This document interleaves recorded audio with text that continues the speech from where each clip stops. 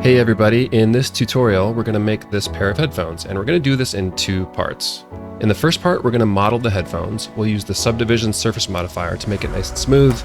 We'll bend it using the simple Deform modifier, and then we'll add some basic animation to get it to rotate around in like a turntable, and then we'll add materials, we'll light the scene, and then we'll render it. In part two we're going to take this to the next level with some more complex animation using shape keys.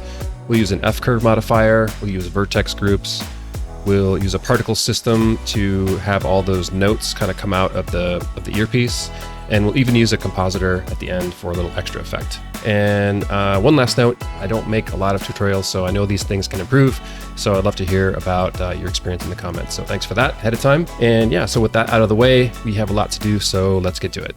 All right, so let's get this cube out of the way first. I'll hit X to delete that guy. And let's look from the top view, and I think I want to model the headphones from the top view, and then we'll mirror it. So basically the game plan is going to look a little bit like this. We're going to model one half of the headphones like that, and then we'll mirror that on the other side so it looks like this. And then in the last step of the modeling process, we're going to bend this whole thing like that. So then we'll have, of course, the mirrored side on the other side, and that'll be how we get the shape of the headphone. So that's kind of the approach here. So let's look back from the top using 7 on the numpad. And I think I'll just start with the earpiece itself. So let's use a circle for that. So let's add a circle, and we don't need 32 verts for this. So let's make this something like 16, and we can size this down right away. And then let's tab in and then use F to fill that face. And let's scale that down a little bit more even. And then we'll use the G key, G and then X to bind it to the X-axis. And let's move it to somewhere around there. So this is 1 meter in, so that's about the width of the headphone. It's a lot bigger than a real pair of headphones, but let's just kind of keep things generally confined around 1 meter. So that's the earpiece. Let's look back from the top with 7 on the numpad, and then let's go back into edit mode. Actually, we're still in edit mode, so that's good. So we'll use the edge select to grab just these two edges here, and then use E and then X to bind it to the X-axis. And I want to bring this almost back to the origin, but not quite. So right about there. And then we can even this out by using S, X, and then 0. So that'll scale it along the X-axis by a factor of 0, which will result in a nice straight line. And let's extrude this and add some depth to this thing. So we'll use A to select the whole mesh, and then E to extrude that up a little bit, maybe something around there should be fine. And let's get rid of these two faces here. So in face select mode, I'm going to grab these two faces, and we'll hit X to delete those faces. And let's tab out and then add a mirror modifier. So we'll go up here, add our mirror. It's already set to the X-axis, which is what we want. And let's go ahead and enable clipping. And then back in edit mode, in edge select, let's grab this whole loop at the very end of our mesh, and then move that in, and then move it basically to the center. So we'll hit G and then X, and move that right into the center until they meet. Click to confirm that, and then we should, when we tab out, have a nice solid mirrored mesh. Okay, so next let's add a little bit of detail around the earpiece. So let's go from the top, and we'll tab into edit, and then in face select grab this circle, and then we'll hit I to inset that a little bit, maybe around right about there. Then we'll inset one more time to about there, and let's look a little bit from the side here. And let's bring this down using G and then Z just a little bit, and then let's inset it again, and then one more time right about there. So that'll be a good amount of geometry, which we'll come back to this later, but for now let's go look from the front using 1 on the numpad, and let's stay in face select mode, and we'll grab this bottom face, and what I want to do here is duplicate it with Shift D and then confine it to the Z axis with the Z key, and just pull it just off of the main mesh there, and then extrude that one more time down here like this. And let's do that same thing again. Let's duplicate this with Shift D and confine it to the Z axis. And then we'll extrude it one more time, except a little bit more this time. This is going to be that, like the foam piece that rests on your ear. And then while we're down here, let's add a loop cut using Control R. Let's put that right somewhere roughly in the center. And then in face select, grab this bottom face. Let's scale that in just a little bit and then inset that with I. And we'll inset that one more time, and then we'll move this up using G and then Z up to about there. Inset that one more time here. And that should give us a nice shape for the foam piece. And I just want to add a little bit more supportive geometry here. So let's add some more loop cuts with Control R. I want to bring that pretty close to the top. And then another Control R here. I want to bring that pretty close to the top of that section of the mesh, and another one down here, and then another one up on the main body. Right down about there. I think that's pretty good. And then let's look from the top again. And I think what I want is a little bit more of a gradual kind of drop off of this shape. I just kind of want that to be a little bit less of a sharp angle here. So let's go into X-ray mode using Alt Z, or you can click this guy right up here. And then in Vertex select mode, just want to grab these vertices and these vertices, and you can see that that's going all the way down. I don't know if I want that. I just want these. I want that one, and then these two here, and then same thing on the other side. This vert here, and then these two right there. So this is just going to be the part of the mesh that I want to move forward a little bit. So I'm going to hit G and then X to move that just about right up there. Actually, I'm going to grab these as well. So let's grab that vert and that vert. Go look from the top, and then G, X, move that forward to right about there. And just so we can have these nice and even, let's select all of these. And let's do that scaling trick again, S, X, 0, just to make sure that these are in a nice perfect straight line. And I think that looks a little bit better. And now we're pretty well set up to add some more loop cuts in this area. And we're going to need that because when we deform the whole mesh, it just needs more geometry so we can have a nice smooth bend across this part of the mesh. So let's go ahead and do that now. So we'll hit Control R and then use the mouse wheel to add a little bit more cuts there. That should be good enough. So I'll left click and then right click to snap that back so they're nice and evenly spaced. And we can tab out of edit mode for now and exit X-ray mode with Alt Z. And I think we have a pretty good basis now to throw on a subdivision surface modifier. So let's do that. And you can do that quickly with Control 2. And what that does, you can see right over here in the modifier stack, that adds a subdivision surface modifier at 2 levels here. And you can change this to 3 or more if you'd like, but 2 should be enough for this model. And let's right click and shade smooth so we get a little bit of a better idea how this is going to be rendered. And if we look from the front, I'm not super comfortable with how wide these gaps are. So let's close this off a little bit. So looking from the front with 1 on the numpad, tab in.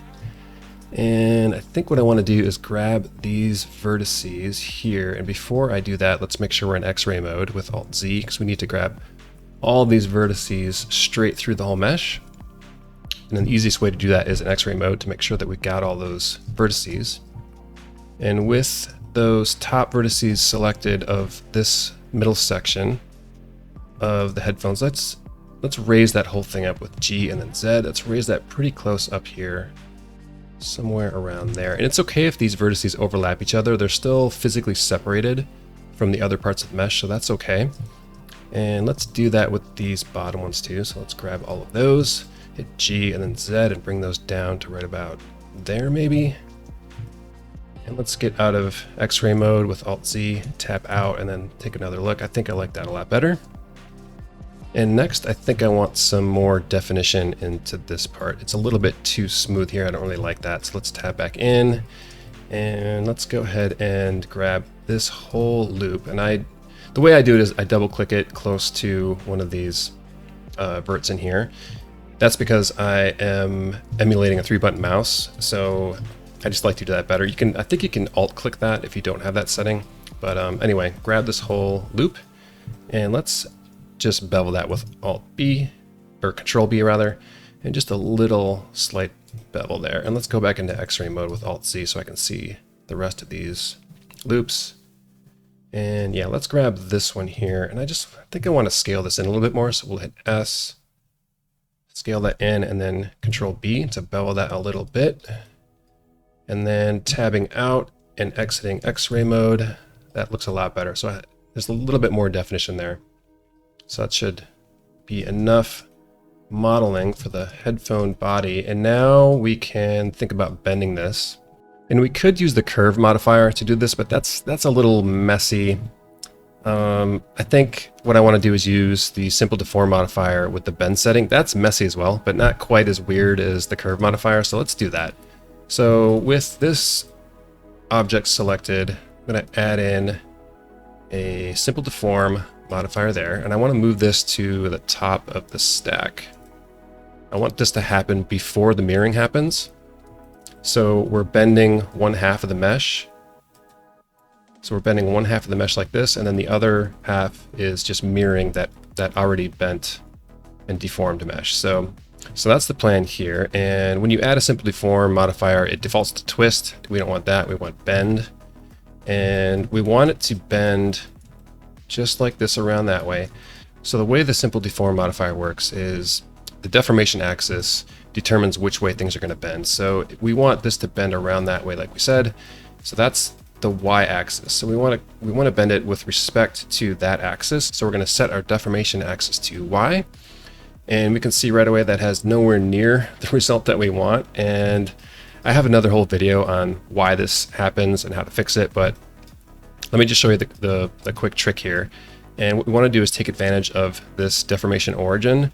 And let's add with Shift A an empty, and we'll just add a cube shaped empty. And we don't need it nearly that big. So let's go into the empty settings. Just take that size way down, something like that. And we'll go back to our headphones mesh. Did I duplicate this? Yes, I did. Let me get rid of this duplicated one. I'm going to hit X, delete that one. And I don't know how that happened, but let's go back to our deform. Yep, let's set the axis to Y. Okay, so now we're back where we started. And yeah, so that with that selected, I want to set the origin, the deformation origin, to this empty that we just added. Didn't do anything yet, but that's because the last part of this trick is to rotate the empty. Let's use our item tab here so we can see our location and rotation. I want to rotate this by 90 degrees along the axis that we want to bend the mesh on. And we already established that was the y-axis, so I'm going to rotate by 90 degrees on y, and then we get a lot better result there. Now going back to the headphone mesh, let's increase the angle a little bit more like this, but we can already kind of see a problem developing. The headphones, they're bending across the entire length of this mesh. I don't want that to happen. I just want the bending to happen to about here, and I want the rest of this to be completely straight, because I don't want the earpiece to be all deformed like that. I just want that to be unchanged by this modifier. And the quickest way to do that is if we reveal the restriction settings, we can play with these limits. And what I want to do is ease back this second limit, and you can see right now that that'll affect where the bending terminates. So I want it right about in there. So that looks about right to me. And I think this isn't bad. I think this is already pretty much shaped the way we want. One last step, we need to parent this deformation empty to the headphones, to the object that's being deformed. Otherwise, when we move our headphones around, we get really weird results because the empty that's defining the origin for the deformation it's not traveling along with the object. So we need these paired up. So let's click the empty and then shift click the headphones object and hit Control P, and then we want to parent that to the object. So now we have freedom to do what we want with the mesh. And we don't really need to see this anymore, so we can select the empty, hit H to hide that. That's not really of our concern anymore. We have our deformation the way we want it. You can kind of tweak this to your liking. I think I want them just a little bit. If we look from the front, I want them kind of like a little, I don't want them just straight down. I want it a little bit in like that. Looks pretty good. Maybe not quite that far.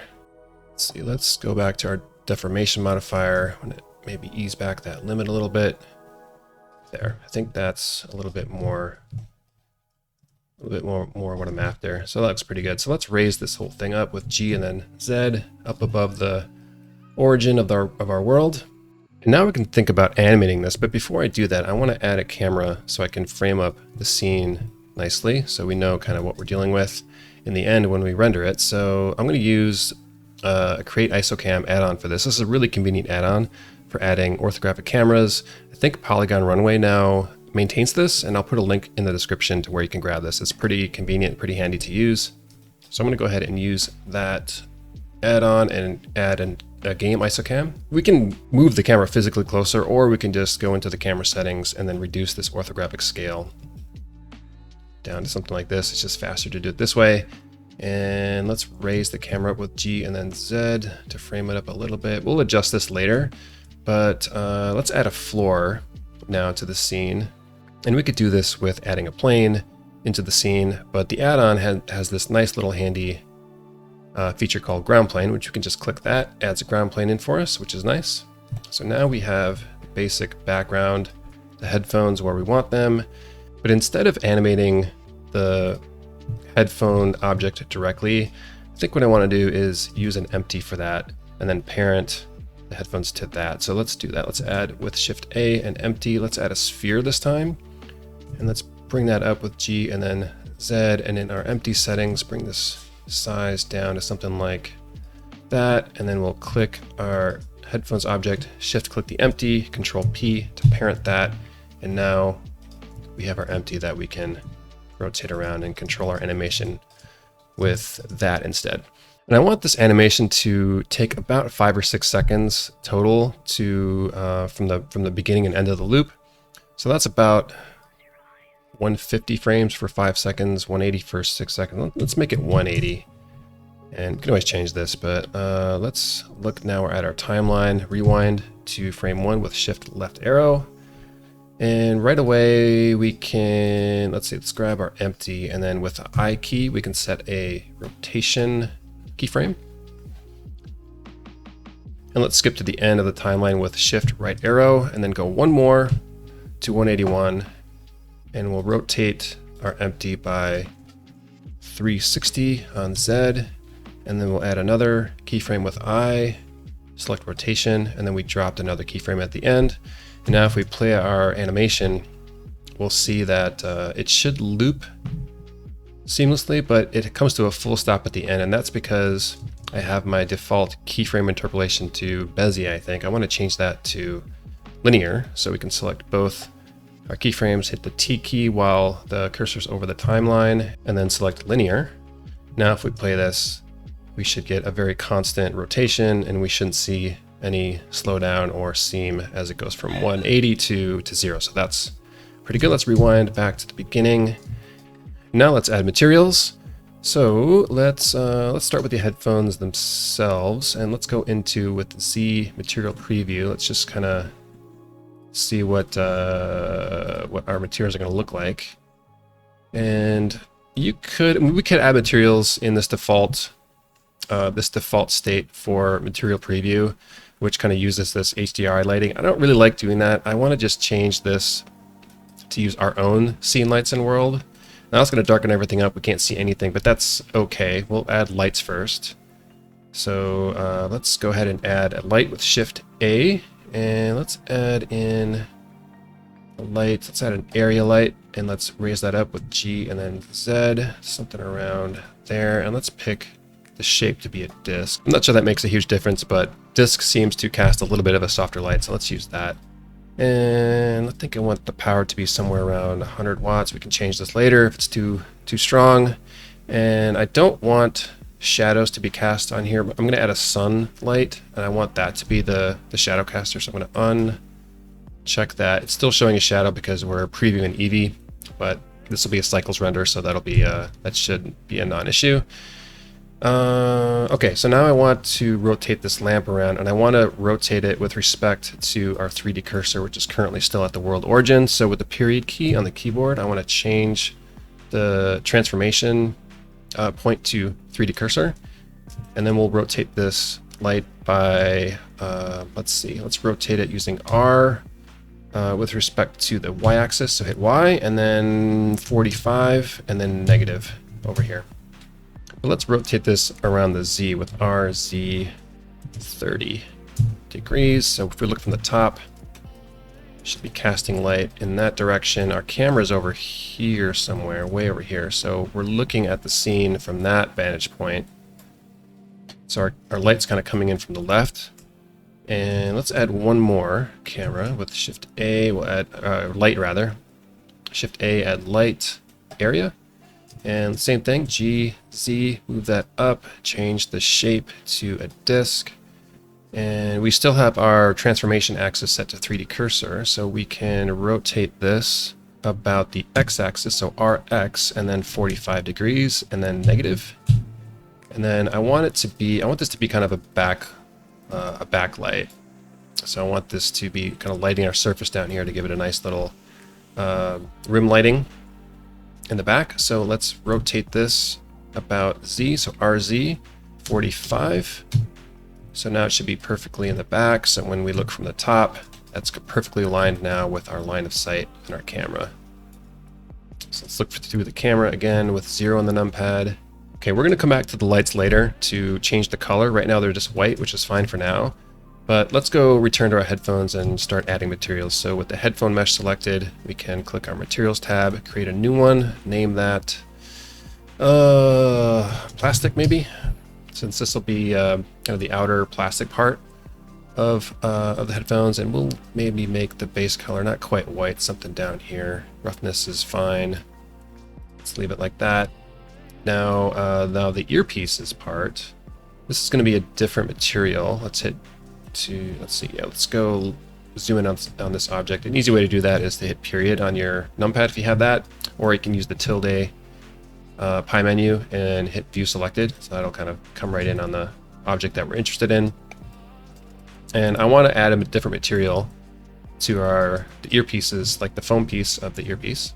So back up here in the material settings for the headphones mesh, I want to add a new slot for a new material, and let's create that new material and call this ear pad, I guess, maybe. And then last step here is to define which part of this mesh is going to be taking this ear pad. Actually, let's set the base color first to something like almost black. Take the roughness up a little bit. And we'll need to tab back in to our headphones. And let's, with the L key, actually let's click off of it to make sure nothing's selected in this mesh. And with the L key, just hover right around the earpiece on the bottom here where the foam part is, and we'll just hit L. And that'll select all the linked geometry here. And the reason why we made this separate from the rest is so this part was easy to do. So we can select all of that. Back in the materials settings, we'll just hit assign, and we should see that take effect right away. We can tab out of this now.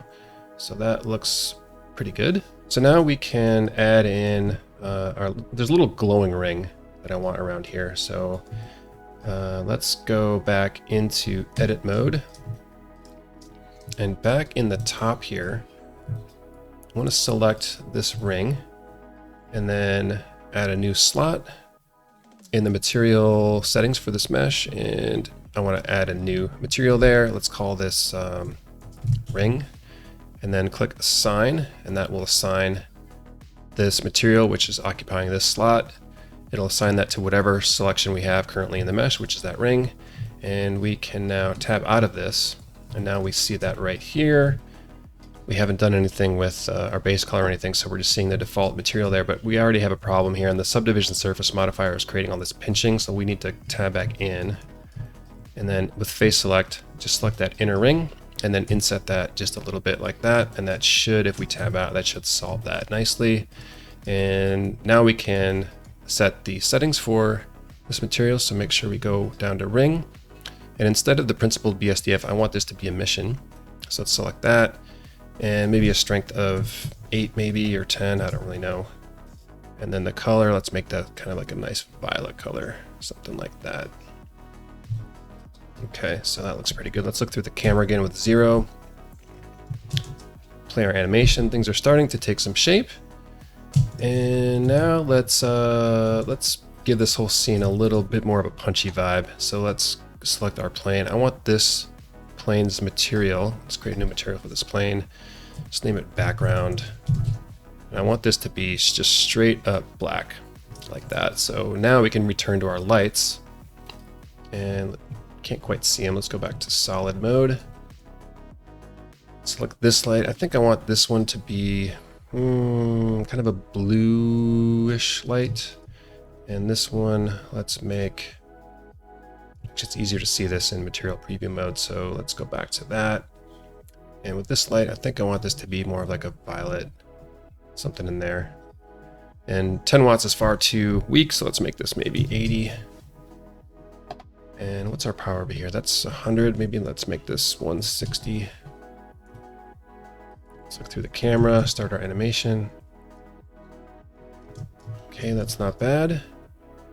We're previewing this in Material Preview. This uses Eevee, and if you're in Eevee, let's go back to our render settings, and we can choose Eevee, and just make sure that ambient occlusion, bloom, and screen space reflections are checked, and that should give you the similar look that we're seeing here. But in the end, we're going to be rendering in cycles. So if we go over here to rendered, and then change our engine to cycles, we should start to see a little bit more detail. And these shadows, I don't want that. So let's go select our other area light. And in the light settings, I want to uncheck cast shadow. And the similar, yep, so that one we already unchecked. So for this light, I want unchecked shadow. And now there's nothing here. There's a little bit of screen space reflections from the object that's above. So that's due to the roughness setting on our ground plane. If I take this all the way up, we should see nothing, but I kind of want some reflection there. And to get kind of a nice little shadow, I want a sun lamp. So let's go add, we can go back into Material Preview for that, or even solid, so we see what we're doing. And let's add a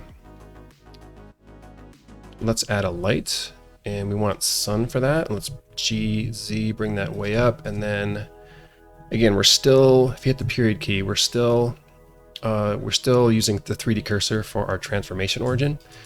So with that selected, I guess we really don't need that. We can look from the front with 1 and then hit R to rotate that just slightly over, something about like that. Let's look from the camera again with 0 on the numpad, and maybe take the strength up to something like 2. And now let's go back into rendered preview and see what we see. So now we're starting to see some definition around that outline of the shadow from the sun. And if we play that a little bit, you can see that that's working. I want this camera to be a little bit tighter in. So let's select the camera, go to our camera settings, and then reduce this orthographic scale even further. Something like that, maybe raise it up a little bit.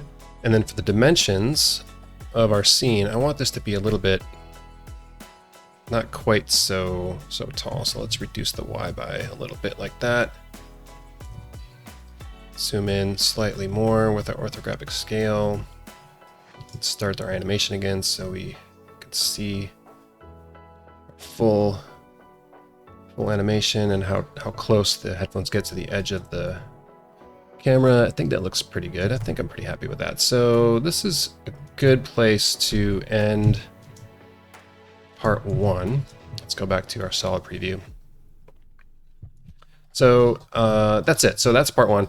In the next part, we're going to do a couple things. We're going to animate the foam part of the headphones, so they're kind of like pulsing to some beat or something like that. And then the last thing we'll do in part 2 is add these notes kind of floating out of the earpiece. That should be a cool effect. And yeah, so that's it. So that's it for part 1. I'll see you in the next video.